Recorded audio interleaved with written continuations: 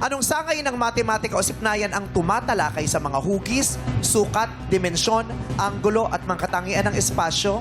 Ang sagot ay geometry or geometria. Geometry. Naging subject nyo ba yan dati, yung geometry? Yung geometric po, kasi absinus po ang ano namin, ang teacher sa math. Hindi po yan napag-aralan namin. Absent yung teacher mo sa math? Ayan.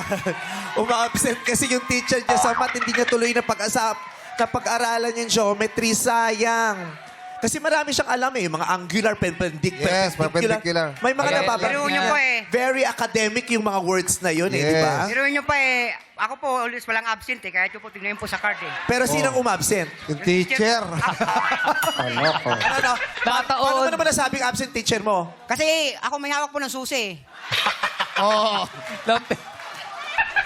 Kaya pala Kaya po salutatorian. ngayon ang anak ko po, Ha? si Jim Carr. Ano no?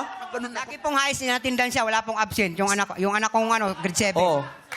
Pero alam mo sana to, kaya lang, Hindi, absent po lagi ang teacher namin eh. Yung anak ko, yado. Ano ko? Ano pa nga? May pero susi. sayang no, alam mo sana to kung di siya umabsent eh, no?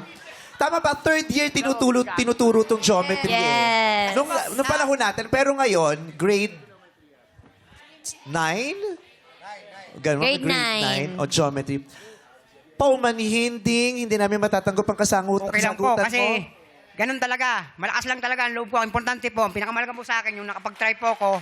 Dahil yun po talaga pinaka-importante para masubok ang kakayahan natin kung hanggang saan. Pero ang alam ko po, kung napag-aralan ko yan, palagay ko masasagot ko eh. Oo. Hindi mo man nasagot, okay lang huwag kang lumapit, di sa'yo yan. Ano ko? Humahanga pa rin kami sa'yo, Kuya Ding, at maraming salamat sa pagdalo mo sa araw na ito at sumali ka rito sa aming Laro-Laro Pic. Thank you very much. Na-enjoy mo bang experience? Enjoy po ko. Ha? Enjoy na enjoy po. At wala, sinabi ko nga sa mga anak ko, kahit anong mangyari, dahil matatag ako, ilalaban ko po talaga. Kasi, tulad ng sinabi ko, kung deserve ka sa ganung bagay, para sa'yo talaga yon. Mayroon pa pong ibang nag-aantay na para sa akin. Correct. Okay. Huwag kang magkalala. Bibigyan kita ng pampasalubong mo sa mga anak at sa pamilya. Okay?